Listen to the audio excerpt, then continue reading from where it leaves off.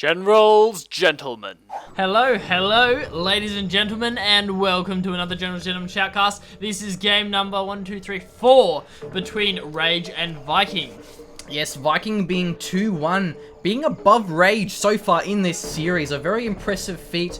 We're very proud of him indeed. Rage selling the CC, Barren Badlands, bit of an open map. There's a lot of sort of like wide, like open paths, but there's also the garrisons, which can make it a lot harder to harass, especially because like outposts and stuff are pretty weak to RPGs, so I wouldn't be surprised to see Rage take some of these garrisons. Yeah, it wouldn't surprise me even in the slightest. We do have another forward barracks coming out from Viking. I'd say I'll be sending troops towards that top supply, but oh yes please, Rage, do something like that. He's gonna Chinook drop a few little missile defenders up your butt. So let's see how you go with that. Oh, he's going for that dozer. That's gonna be. He's going for that dozer. He's gonna get it too. That's gonna be very crazy indeed. That's gonna be very brutal losing that. He's gonna have to try and juke around the barracks, but he's getting caught in between the buildings? Is he actually dodging it? He does dodge it. Well done. I don't think the missile defenders can get round, but they will start focusing down the barracks now.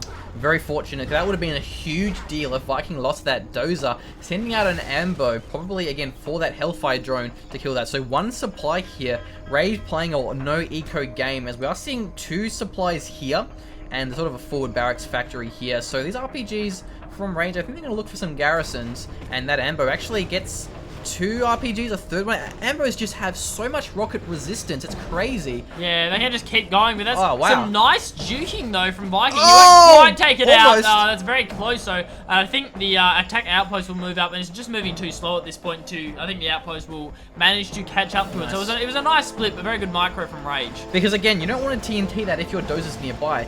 Rage trying to get the self-damage, but didn't quite get it in the end. These RPGs are moving out. May claim some trucks here.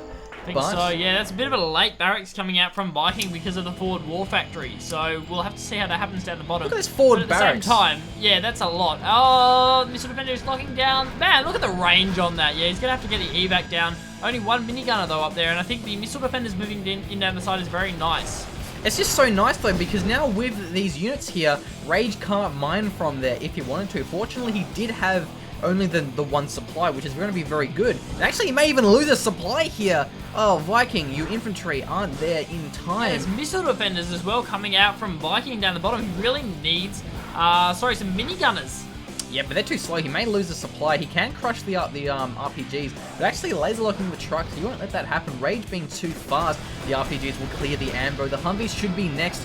We'll have to retreat. They can repair from the factory or those repair drones. So Rage only having one supply, but now so does Viking at the same time. Actually, all three supplies. So two supply now. He's kind of lost at one. So yeah, it's a good choice there, throwing down that third supply. He kind of needs it at this point. I mean, that supply is still alive, and that the ambo does get through. So we have to see a split, and that means the V's are going to just mop up the rest of the the tank hunters there. Yeah, minigun not in time. It's really good micro having the ambo in the front to absorb the damage and force the split and the dodging. So then the RPGs can't return the fire on the Humvees because they're too busy dodging, kiting, and trying to avoid being crushed. So then the Humvees are kind of gunning them down in the back line. So it's very actually nice control there. And that's really a good way for USA to deal with those early, like, hoarded RPGs, which can be actually quite hard to deal with without getting those flash Vs. And even then, it's still hard to deal with them. Yeah. Rage actually deciding to back off the Vs. Interesting choice. I mean, I don't think he knows. I don't know whether he knows the Viking has that third supply. He doesn't know. I don't think he managed to reveal it on the side, and he has to try and deal with this attack outpost. They may actually get the power. No, not quite. They're going to be chasing the missile defenders all the way up to the oil. Yep, so Viking still is on two supplies, probably going to get his third one now. Didn't quite kill the power plant. So Viking is looking pretty strong, but he's so spread up, really thin. He doesn't have a lot of infantry in, a lot of defenses. He has no war factory, no outpost. And there's what, 4 Humvees, tower Humvees rather, and an ambo. He may just kind of kill all of these undefended bases here. I think he will. He's going to manage to sneak in an attack outpost. That's going to be nice. We have to remember 2 dozers still alive for Rage. Looks like one will get taken out at the top. But look at that. I mean, all the RPGs just got taken down. He killed a dozer, and these Chinooks may be next. No minigunners over. Still pretty powerful with those RPGs. Oh, no, there is some minigunners. Yeah, there's a couple of minigunners in there, so it's going to move in. I think he can catch up. If he can catch up to that dozer and take it out, he's in with a shot here, but a missile troop coming out now. Rage having to retreat his Humvees, and that supply will survive to see another day. And that's very fortunate because Viking really need that supply. He is kind of backing off his outpost. Didn't kill that second dozer, and there is one Chinook left. He may want to get a bunker here. That would be very, very nice because it's so hard to crack the bunker. Oh, yeah, definitely, especially with these Vs. If he stuff, but oh my god, Rage. Oh, losing that vetted V. That's alright, the pilot did survive. Not exactly a big deal there. And so only losing one Humvee, losing basically an outpost. He does have that one stealth there. Scout V. No, Scout Post is our term. Scout Post, yes. Because now it gives him vision of everything. And without any... It was actually moving. Without any drones or anything, he'll get caught. Those RPGs are surviving there. The missile defenders. It's probably important to give him vision of the oil. So it means that Viking can't capture it without Rage realizing the 3 supplies. And even a... Well, actually, oh, there's no bunker down though. Yeah, but still, he has a lot of RPGs and more and more are being rallied. But these vetted Humvees are actually shredding through them pretty effectively. A bunker would be very nice. Maybe even some mines. But look, if he can hold this, it's going to be very strong. But these Humvees are just whipping through them. Yeah, there's 3 Vs out now, and they're not even going to be able to attack. That barracks gets nuked down as well. There's 2 vetted. Yeah, unfortunately, I think the 1 barracks bunker would have been better than the 2 barracks. Yeah. But had Viking been there for an extra 10 seconds, 10-20 seconds, he would have had enough infantry that Rage couldn't deal with it. So very good timing there. Rage pushing out just in time, but getting the supply here, no supply just yet, but getting a barracks is very important because outposts are just really good against Humvees. But then again, they are vetted, so it's going to be a bit harder for him than what it is normal. But there's just so much income here for Viking. And look, Rage is really confined in his 1 supply. Oh, he definitely is. So if he can, I think if Viking can hold off and take out these Vs, he needs another attack outpost, or he needs MiGs, or he needs just something to take it out. But I mean, because of all that, I mean, we've already got a Spectre gunship now coming out on Rage because of the amount of like veterancy and stuff he's got. So he's also got Pathfinders as well. So that's a supply and a war factory, and that's something you got to be careful with. With the support players of the US, they're really close together, and it's really easy to get your buildings taken out if they're lumped. Man, unfortunately, Viking didn't have the garrisons. Again, these Pathfinders may be the saving grace here for Rage, gunning down these infantry from afar. They've been nerfed quite a fair bit in 1.6, but they're still just insanely powerful. It takes them 3 shots to kill infantry as opposed to 1, and now there's no defenses here. Really needed that war factory to finish for those outposts. There's more RPGs on the way, but again, now with the Pathfinders, they're just not very powerful. Actually, a couple of infantry are going to kill this factory, but the Pathfinder is having a very good time. He's having fun. He's having a good time. But we have to remember, when you guys move up with the Pathfinder's going to have to back off. Yeah, because they can't fire. Actually, they can fire stuff. They just can't move. Yeah, they can't move. So there's actually no way to reveal that. Oh, really? Unless he... Isn't he... That sucks. Is he stealth while firing? I think he must be. Yeah, look. Just not while moving. Unless he reveals. I think he might reveal for a little bit when he fires or something like that. I'm not sure exactly how it works. He can force fire it, but I don't know if you can force fire with like weapons. Like, you have to be spot on to actually kill it. And so the Humvees, I think, they retreated because he doesn't want to try and go through all these. Playing it safe. Yeah. But again with Pathfinders probably could, so I really want to see Viking go for something, whether it be outpost, airfield, because it's just losing these infantry. You can't rely on them when there's Pathfinders on the field, and these 2 missile defenders can laser lock something down if he goes for like a dozer over here. Yeah, so we definitely need to see some form of... Does he have a dozer, or... Do you get taken out? Snap, he must have got taken out. He must have got taken out during that engagement. I thought it did by that V. That V kind of moved in and sniped it down. So we're going to have another game, the last game situation for those of you who obviously, watched it, where Rage kites with Pathfinders and wins because there's no outpost for Viking, which sucks. Yeah, I mean... Oh god! There's more than 1 Pathfinder this time. It's even worse. The infantry. Viking is dying. Viking could have kept his RPGs behind the supply, so then the Humvees kind of have to move around, but still, I don't think it would have really mattered, to be honest. Yeah, I think this may be a repeat of last game. With no dozer, Viking is unable to get outposts, MiGs, anything really. Anything to take care of Pathfinders. That's kind of the issue with Viking's really aggressive playstyle, is it means that because he's losing so much, it means that Rage just gets the really fast promotion, which is what's winning him the games. Because when he gets the Pathfinders and there's no outpost to even deal with those Pathfinders, he can't deal with it. Yeah, so again, Rage having 1,200 supplies against Vikings 50,000. That's more than 4 times the income. So it's not necessarily that Pathfinders are a huge deal. It's more just Pathfinders when you have nothing but barracks. Yep. Well, you kind of need MiGs, you kind of need outposts, which, I mean, he was trying to get. Viking was trying to get them, but he did lose it just in time to that Spectre gunship. Yeah. And yeah, it was very unfortunate because like Viking, he almost had the 2 barracks at the top near Rage's supply. And so Rage was barely holding on with 1 Chinook. He had just had such little income.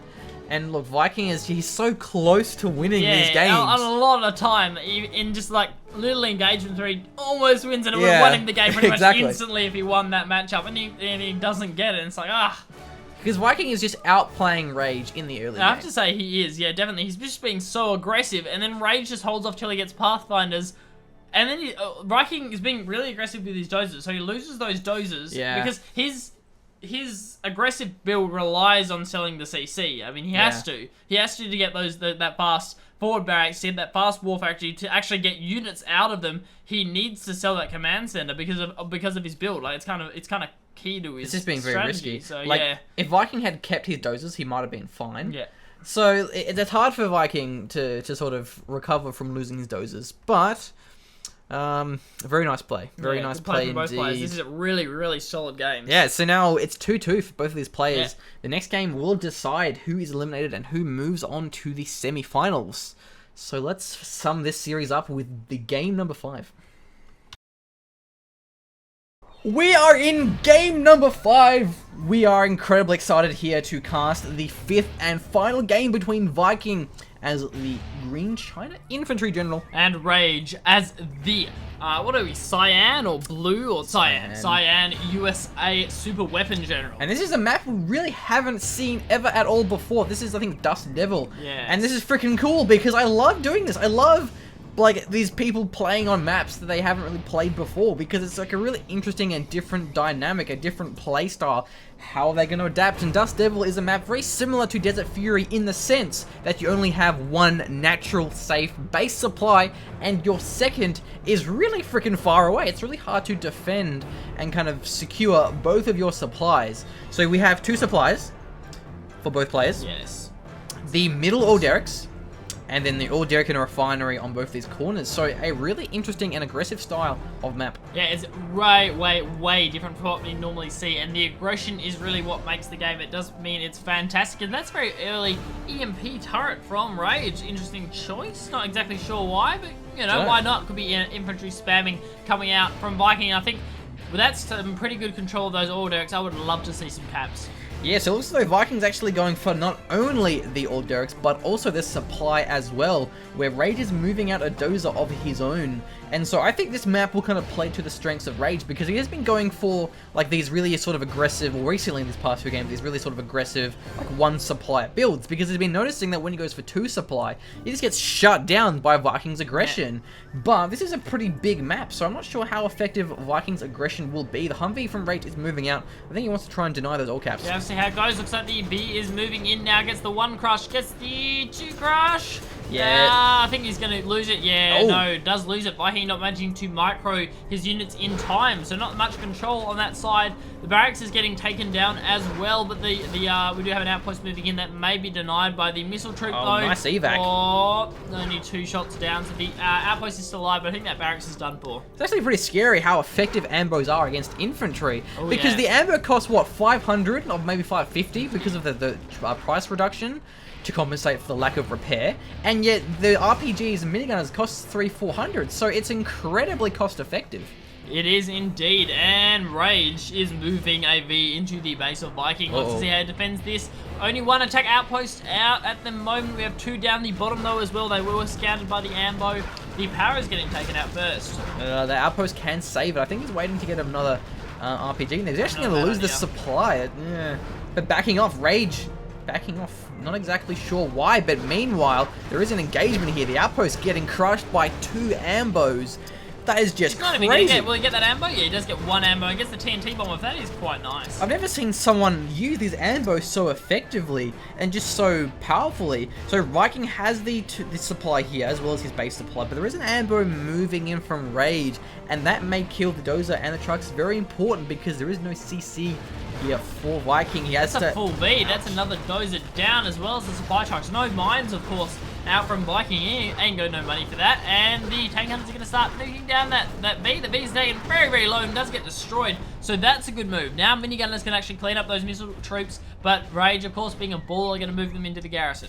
Oh, he may lose the dozy oh, no. here. Will we see a laser lock? His last dozer. No, he gets the crush just. Wow. If Rage was paying attention. Oh, wow. But oh, no, the V's moving in. I think he's going to lose it. And I'm pretty sure that is the last dozer for Viking. Not again. Not again. Not again. Can he get it though? I don't think it doesn't matter though. He gets the barracks. Yeah, he gets the barracks up, but I mean, he lost the dozer. I think that the barracks will go down as well before Viking can do anything. I mean, yeah, this is rage, man. This is rage. These outposts are moving in. They may be very powerful here.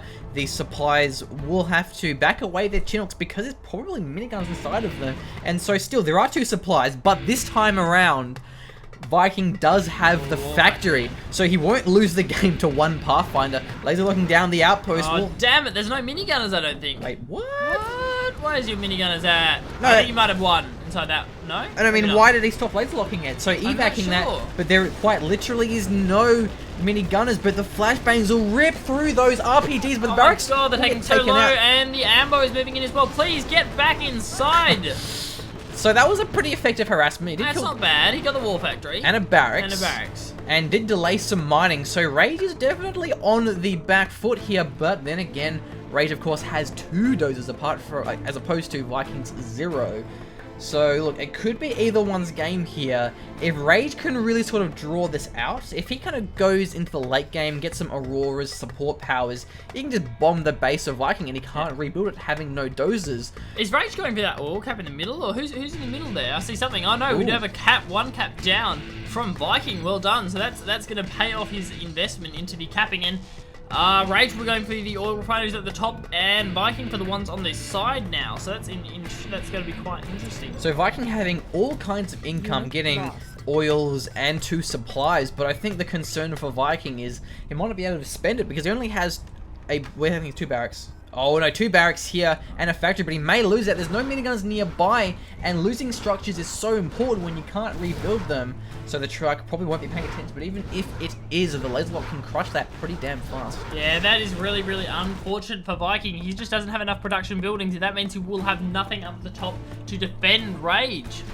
Yeah, and that base is going to get crushed here, losing the trucks. He's not getting the sell orders off as well, which is something else I don't like. He really needs to conserve a little bit of money here. I guess it is buying time. It is. But still, the outpost barely survived. Nope. Oh, that ambo is there waiting for the crush. Gets all of them. And no TNT bomb out. Yeah, exactly. The micro here from Rage is just nuts. The ambos are just being so effective. He wants to get the oils. Does kill the the minigunner, but the outpost will clean that up. And now looks as though the outpost here will prevent the capture from Rage onto those buildings there, the oil derricks and the refinery. Getting the sell order. Oh, that's a really nice sell order, actually. Yeah, he delayed it. He waited until the visual defenders were there. Perfect sell. Nice. So, bought him some time. So, Viking, yeah, has a lot of cash, but only having the barracks, only having the factory. He may have to just kind of like spam trucks. He may even lose the outpost, but he can repair itself from that prop tower on the outpost. Yeah, I think he really needs to get some more minigunners inside those outposts, and he has to get all the caps. I mean, Rage is starting to get the caps now, and I think that's where he's going to win, is that he has the 2 dozers, and he's going to get this continuous map presence. This is a pretty big army, though, moving out from Viking in the middle. Yeah, it's quite scary, because it must be pretty soon until Rage can get his Pathfinders, but Viking has a lot of garrisons. He has the outposts, the assault troop crawlers. Pathfinders are not going to be that effective as we have been seeing in those previous games, but still, they will be very, very crucial here. But Rage only has, what, 2 Humvees? 3 Humvees on the field? Not really a lot, and Rage has more than that in outposts and infantry and assault troop crawlers, and those assault troop crawlers going to get caught out, though, and that's not what you want to see. Yep, flashbangs are going to be very nice. No Pathfinders, though, but flashbangs can be effective. He's actually going to move in. Viking may win this game here and now with this huge army of outposts and infantry. I'm a little bit scared for Rage. This is, again, losing 2 of the outposts. Of his own tank hunters. Yeah, pretty scary here. EMP Patriots, fire bases. Look, it's very hard for Viking to push through the fire bases. Where's all those minigunners? He needs to get those minigunners in there to take care of the Rangers. Yeah, quick. Push, Viking. They're moving in now, but now Rage has 2 oil derricks and 2 refineries. I'm not sure if they stack, and if they, there's going to be 20% cheaper Humvees. This is spamming fire bases. That is a good move. Fire bases are very powerful against those infantry with their splash damage and then moving in. Can he take them out first, or will the flashbangs rip through them? It looks like he will laser down that outpost, and the minigunners are getting caught by the flashbang so damn hard. And there's more on the top as well. These RPGs stand no chance against that many flashbangs. The minigunners can't get in range. The EMP Patriot is firing from afar, but won't do a lot. But these flashbangs are just paying off, and they're getting melted. These Viking infantry standing no chance. Now the Humvees are moving into the top, and that is a dead army there. But also a couple of minigunners will kill a dozer here. But I think that may have been the turning factor here for Rage. I think it might have been too. I mean, there just wasn't enough minigunners to check the Rangers. The Rangers are just sitting there like pop, pop, pop, pop, pop, and there goes your entire army because it's made up of infantry. Yeah, that's a flashbang, by the way, just so you know. Yeah, so the flashbang's absolutely out of control. Now he has flash freeze. He can start kiting Viking from a longer range now, so he can cut down Viking's army before he can get within range to take out the base. And now we are seeing the wave after wave of expendable troop march once again from Viking. And there's just so many flashbangs. I'm sure it'll be just a matter of time until Rage gets those Pathfinders.